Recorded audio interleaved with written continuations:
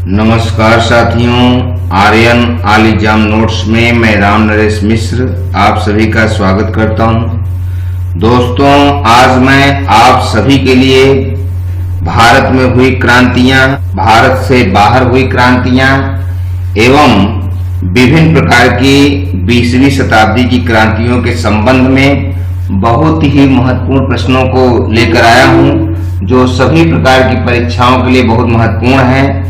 तो आइए हम सब इसका अवलोकन करें, और यदि आपने अभी तक हमारे चैनल को सब्सक्राइब नहीं किया है तो सब्सक्राइब कर लें, जिससे समय समय पर प्रसारित निःशुल्क वीडियो आपको प्राप्त होते रहें और आपकी परीक्षा की तैयारी होते रहे। तो आपका समय न लेते हुए आइए हम अपने वीडियो की शुरुआत।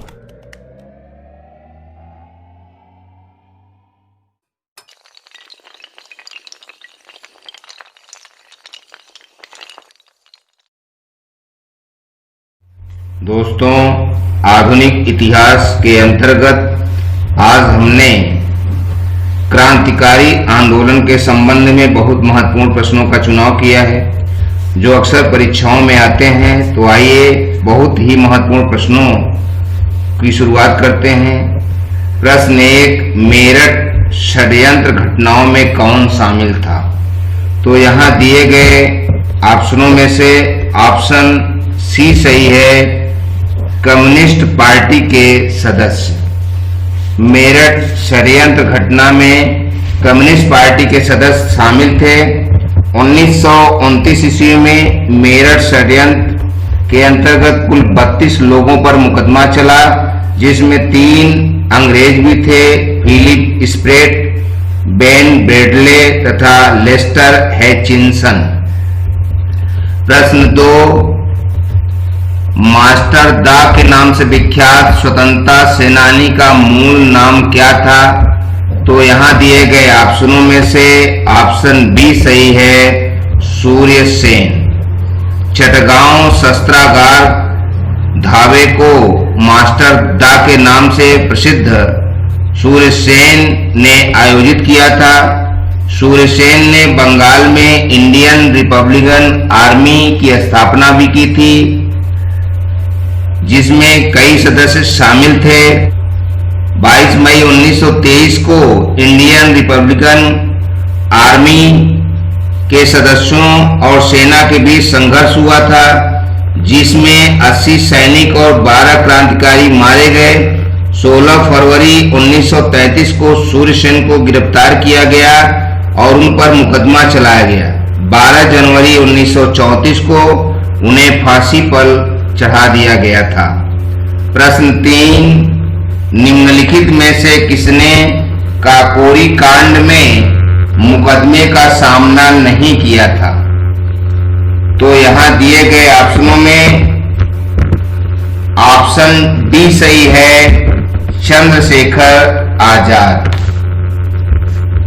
अक्टूबर 1924 में सचिंद्र सान्याल, राम प्रसाद बिस्मिल तथा चंद्रशेखर आजाद ने कानपुर में क्रांतिकारी संस्था हिंदुस्तान रिपब्लिकन एसोसिएशन की स्थापना की। इस संस्था द्वारा 9 अगस्त 1925 को उत्तर रेलवे के लखनऊ सहारनपुर संभाग के काकोरी नामक स्थान पर 8 down Saharanpur Lucknow passenger train पर डकैती डालकर सरकारी खजानों को लूटा गया था। इसी घटना को काकोरी कांड के नाम से भी जाना जाता है। इस कांड में 29 क्रांतिकारियों के ऊपर मुकदमा चलाया गया था और विभिन्न क्रांतिकारी पकड़े भी गए थे, किंतु चंद्रशेखर आजाद फरार हो गए थे। तो इस प्रकार से यही एकमात्र ऐसे सदस्य थे जो कभी पुलिस के गिरफ्त में नहीं आए और अंत में 27 फरवरी 1931 को इलाहाबाद में अल्फ्रेड पार्क में ये पुलिस मुठभेड़ में मारे गए थे। प्रश्न 4, इंडियन स्ट्रगल पुस्तक के लेखक का नाम क्या है? तो यहाँ दिए गए ऑप्शनों में से ऑप्शन डी सही है, उपर्युक्त में से कोई नहीं। इंडियन स्ट्रगल पुस्तक के लेखक सुभाष चंद्र बोस हैं। यह पुस्तक 2 भागों में प्रकाशित हुई। प्रथम भाग में सन 1920 से 1934 की घटनाओं को तथा द्वितीय भाग में 1935 से 1942 की घटनाओं का वर्णन किया गया था। प्रश्न 5, आजाद हिंद फौज का संगठन या स्थापना कहां हुई? तो यहां दिए गए ऑप्शनों में से ऑप्शन ए सही है, सिंगापुर। व्यवहारिक रूप से सैन्य इकाई के रूप में इंडियन नेशनल आर्मी का गठन 1942 में कैप्टन मोहन सिंह द्वारा प्रारंभ कर दिया गया था, किंतु इसके गठन की औपचारिक घोषणा सितंबर 1942 में की गई थी। सुभाष चंद्र बोस के सिंगापुर पहुंचने के 2 दिन बाद 4 जुलाई 1943 को सुभाष चंद्र बोस ने इंडियन नेशनल आर्मी का नेतृत्व ग्रहण किया था। सुविधा के लिए इसे द्वितीय इंडियन नेशनल आर्मी की संज्ञा भी दी गई थी। इसे ही हिंदी में हम आजाद हिंद फौज के नाम से भी जानते हैं। इस प्रकार से कैप्टन मोहन सिंह के पश्चात सुभाष चंद्र बोस को आजाद हिंद फौज की कमान दी गई थी। प्रश्न 6, अभिनव भारत का संस्थापक कौन था? तो यहां दिए गए ऑप्शनों में से ऑप्शन डी सही है, वीर सावरकर।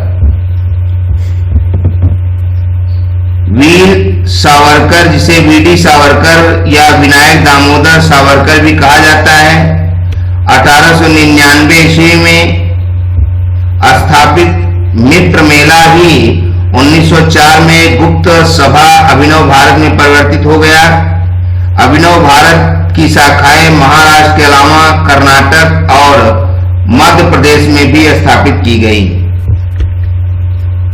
प्रश्न 7, वीडी सावरकर किससे संबंधित थे? तो यहां दिए गए ऑप्शनों में से ऑप्शन डी सही है, अभिनव भारत। वीडी सावरकर अभिनव भारत से संबंधित थे। प्रश्न 8, तुम मुझे खून दो मैं तुम्हें आजादी दूंगा, यह घोषणा किसने की थी? तो यहां दिए गए ऑप्शनों में से ऑप्शन सी सही है, सुभाष चंद्र बोस ने।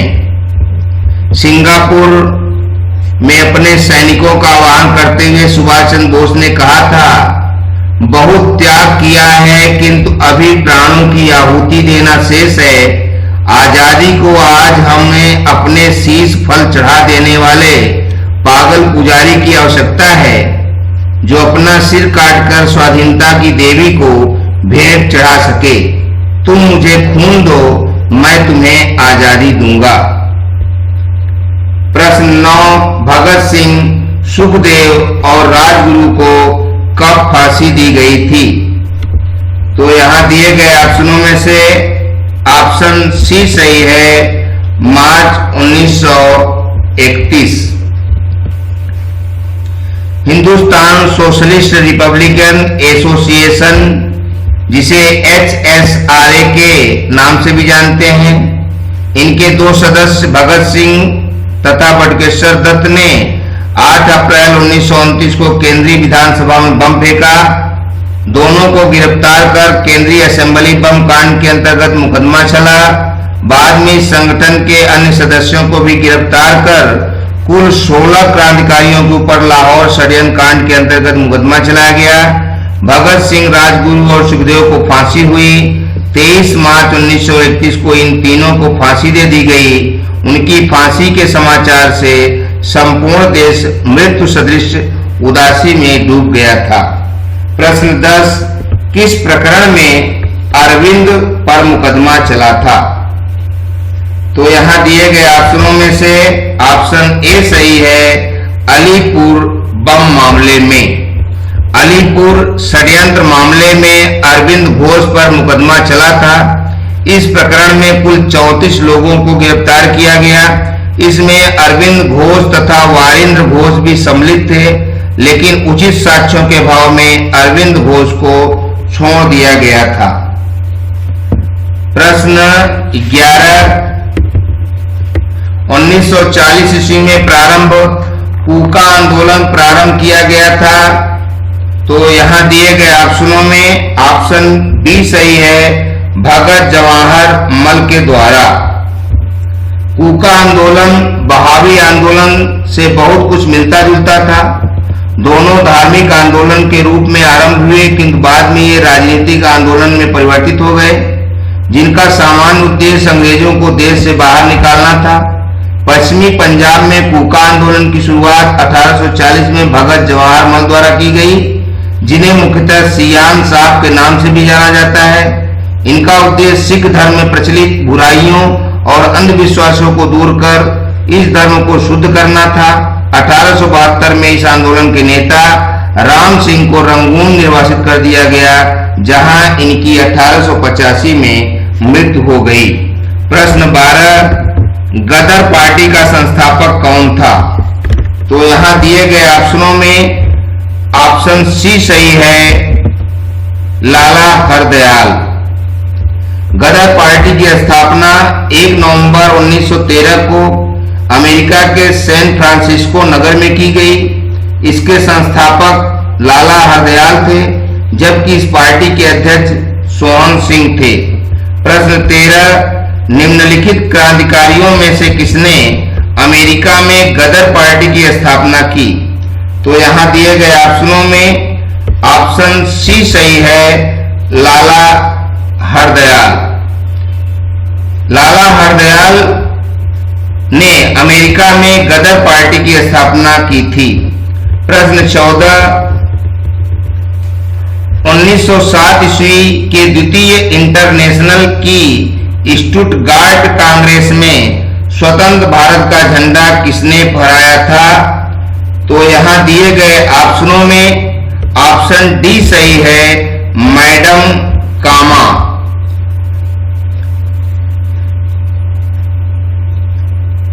अगस्त 1907 ईस्वी के द्वितीय इंटरनेशनल की स्टुटगार्ट कांग्रेस में स्वतंत्र भारत का झंडा मैडम भीखाजी रुस्तम के आर कामा ने फहराया था। मैडम कामा को मदर ऑफ इंडियन रिवॉल्यूशन भी कहा जाता है।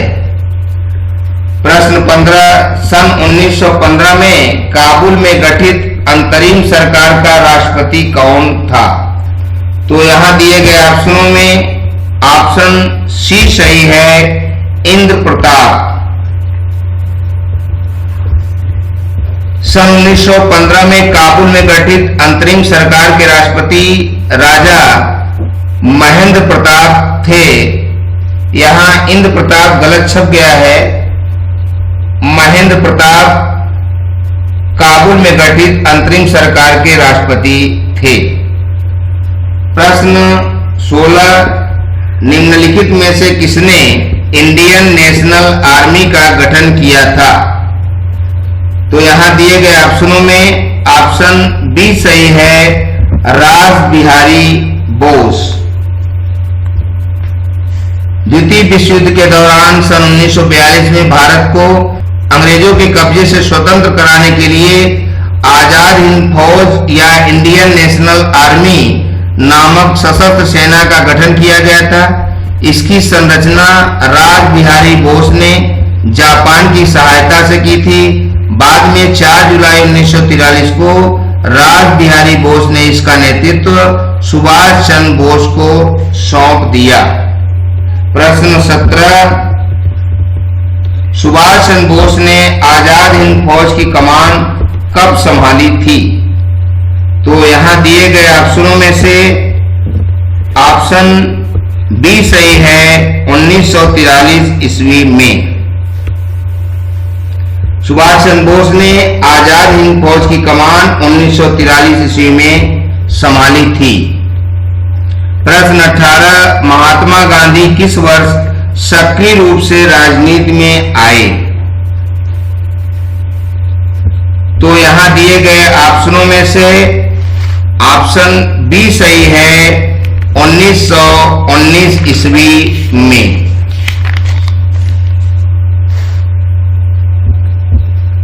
भारतीय राष्ट्रीय आंदोलन का तीसरा चरण 1919 से 1947 ईस्वी, जिसे हम गांधी युग के नाम से भी जानते हैं। जनवरी 1915 ईस्वी में गांधी जी भारत आए। उन्होंने गोपाल कृष्ण गोखले को अपना राजनीतिक गुरु बनाया। इनके प्रभाव में आकर गांधी जी ने भारत की सक्रिय राजनीति से अपने को जोड़ा। प्रश्न 19, भारत छोड़ो संकल्प का प्रारूप किसने बनाया था? तो यहाँ दिया गया ऑप्शन बी सही है, JL नेहरू, जवाहरलाल नेहरू। 8 अगस्त 1942 को अखिल भारतीय कांग्रेस कमेटी की बैठक में पंडित जवाहरलाल नेहरू द्वारा भारत छोड़ो प्रस्ताव पेश किया गया था, जिसका सरदार वल्लभ भाई पटेल ने समर्थन किया था। भारत छोड़ो प्रस्ताव का आलेख स्वयं महात्मा गांधी ने नेहरू और आजाद के सहयोग से बनाया था। प्रश्न 20, किसे देश बंधु के नाम से जाना जाता है? तो यहां दिए गए ऑप्शनों में ऑप्शन सी सही है, चित्तरंजन दास। चित्तरंजन दास को देश बंधु के नाम से जाना जाता था। देश बंधु का तात्पर्य है the friend of nation. Chittaranjan Das England से वकालत की पढ़ाई करने के बाद स्वदेश आकर बैरिस्टर हो गए तथा वकील के रूप में इनकी सबसे बड़ी सफलता अलीपुर बम कांड केस में अरविंद घोष का बचाव करना था। उन्होंने मोतीलाल नेहरू के साथ मिलकर स्वराज पार्टी की स्थापना भी की थी। प्रश्न 21, गांधी जी ने राष्ट्रवाद का मुंह दिन पर दिन किनकी ओर मोड़ा था? तो यहां दिए गए ऑप्शनों में ऑप्शन सी सही है, आम जनता। गांधी जी जनवरी 1915 ईस्वी में दक्षिण अफ्रीका से भारत आए। उसमें ब्रिटिश सरकार प्रथम विश्व युद्ध 1914 से 1918 ईस्वी में फंसी थी। गांधी जी ने लोगों को सेना में भर्ती होने के लिए प्रोत्साहित किया। गांधी जी का भारत में सत्याग्रह का पहला बड़ा प्रयोग 1917 ईस्वी में चंपारण जिले में किया गया। इसके बाद से गांधी जी विभिन्न आंदोलनों के माध्यम से भारतीय राजनीति में छा गए और आम जनता को राष्ट्रवाद की तरफ मोड़ दिया। गांधी जी ने इसके अलावा खिलाफत आंदोलन, असहयोग आंदोलन, सविनय अवज्ञा आंदोलन, भारत छोड़ो आंदोलन में बढ़ चढ़कर हिस्सा भी लिया था।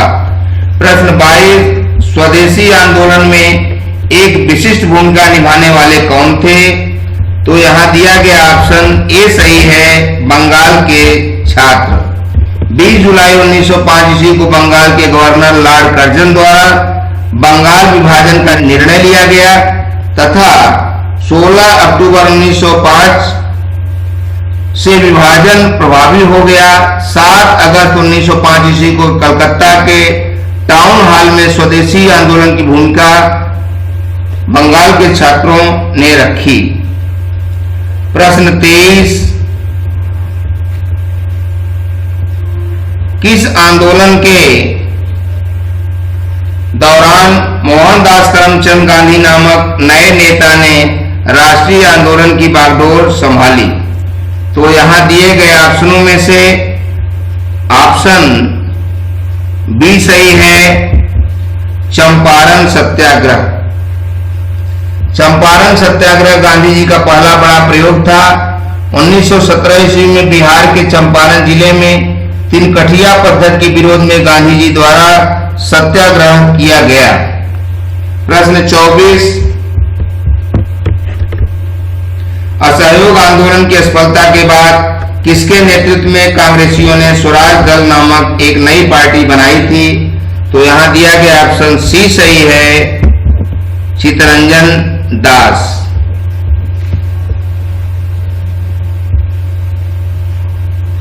चित्तरंजन दास को देश बंधु के नाम से जाना जाता है। देश बंधु का तात्पर्य है the friend of nation. Chittaranjan Das England से वकालत की पढ़ाई करने के बाद स्वदेश आकर बैरिस्टर हो गए थे और वकील के रूप में इनकी सबसे बड़ी सफलता अलीपुर बम कांड केस में अरविंद घोष का बचाव करना था। इन्होंने मोतीलाल नेहरू के साथ मिलकर स्वराज पार्टी की स्थापना भी की थी। प्रश्न 25, नेहरू की अंतरिम सरकार के वित्त मंत्री का नाम क्या था? तो यहाँ दिए गए ऑप्शनों में ऑप्शन डी सही है, लियाकत अली खां। 26 अक्टूबर 1946 ईस्वी को मुस्लिम लीग के 5 सदस्यों, जिसमें लियाकत अली सम्मिलित थे, अंतरिम सरकार में शामिल हो गए। इस अंतरिम सरकार में लियाकत अली वित्त मंत्री बनाए गए। प्रश्न 26, पंडित जवाहरलाल नेहरू अंतरिम सरकार के किस पद पर थे? तो यहाँ दिए गए ऑप्शनों में ऑप्शन ए सही है, उपराष्ट्रपति। पंडित जवाहरलाल नेहरू अंतरिम सरकार के उपराष्ट्रपति पद पर आसीन थे, जो एक प्रमुख भारतीयों को मिलने वाला पद था। प्रश्न 27, अभिरक्षण की मांग करने वाले मुसलमान मूर्ख तथा इसे अस्वीकार करने वाले हिंदू उनसे ज्यादा मूर्ख हैं, किसने कहा? तो यहाँ दिया गया ऑप्शन सी सही है, मोहम्मद अली जिन्ना। यह कथन मोहम्मद अली जिन्ना का है। प्रारंभ में जिन्ना हिंदू मुस्लिम एकता के प्रबल समर्थक थे। उन्होंने लंबे समय तक मुसलमानों के पृथक प्रतिनिधित्व का विरोध किया था। 1927 में जिन्ना ने मुसलमानों के लिए पृथक प्रतिनिधित्व के स्थान पर आबादी के अनुपात में स्थान आरक्षित करने का सुझाव दिया था, किंतु कांग्रेस ने इसे अस्वीकार कर दिया। प्रश्न 28, जिन्ना के बारे में सही कथन क्या है? उन्होंने ऑप्शन ए होम रूल आंदोलन का समर्थन किया, बी असहयोग आंदोलन का विरोध किया, सी बेबेल योजना स्वीकार की, डी तीनों कथन सही है। तो यहाँ दिया गया ऑप्शन डी सही है, तीनों कथन सही है।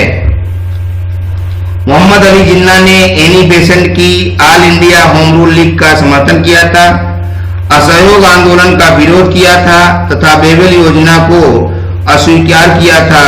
अतः यहाँ तीनों कथन सत्य हैं। प्रश्न 29, अंतरिम सरकार में मुस्लिम लीग के सदस्य शामिल हुए थे। तो यहाँ दिए गए सदस्यों में से ऑप्शन बी सही है, 5। वर्ष 1946 में गठित अंतरिम सरकार में मुस्लिम लीग के 5 सदस्य शामिल हुए थे। मुस्लिम लीग के शामिल होने के बाद अंतरिम सरकार में सदस्यों की संख्या 14 हो गई थी। इनमें कांग्रेस के 6, मुस्लिम लीग के 5, एक ईसाई, एक फारसी और एक सिख सम्मिलित थे। और इस वीडियो का अंतिम प्रश्न नंबर 30, पाकिस्तान शब्द का पहली बार प्रयोग किया था। तो किसने किया था? यहाँ दिया गया ऑप्शन ए सही है, चौधरी रहमत अली ने। भारतीय मुसलमानों के लिए पृथक राज्य पाकिस्तान शब्द का प्रयोग सर्वप्रथम कैम्ब्रिज विश्वविद्यालय के छात्र रहमत अली ने अपने पत्र, जिसका शीर्षक था नाउ आर नेवर, में प्रस्तुत किया था। तो दोस्तों, आपने पूरा वीडियो देखा। आज आप सभी के लिए हमने 2 सवाल भी दिए हैं, जिनका उत्तर कमेंट बॉक्स में हमें जरूर बताएं। और यदि हमारे चैनल पर अभी आप नए हैं तो चैनल को सब्सक्राइब कर लें, बेल आइकन की घंटी दबा दें, अपने दोस्तों में शेयर करें, लाइक करें, जिससे हमारे द्वारा प्रसारित निःशुल्क वीडियो समय समय पर आपको प्राप्त होता रहे और आप अपनी परीक्षा की तैयारी करते रहें। दोस्तों, मैं आप सभी के लिए इतिहास से, नागरिक शास्त्र से, अंग्रेजी से, संस्कृत से, सामान्य ज्ञान से, सामाजिक अध्ययन से और अन्य विषयों से विभिन्न महत्वपूर्ण प्रश्नों का चुनाव करता हूं। तो आप लोग जरूर हमारे वीडियो को देखें और ज्यादा संख्या में इसे सब्सक्राइब करें, और जिससे हमारा मनोबल भी ऊंचा हो और लगातार मैं आप सबके लिए निःशुल्क वीडियो भेजता रहूं। हमें आशा है आप अपनी पढ़ाई को जरूर जारी रखेंगे और अपनी तैयारी करते रहेंगे। शीघ्र ही मैं आप सभी के लिए एक नए वीडियो के साथ उपस्थित होऊंगा। शुक्रिया, थैंक यू, धन्यवाद।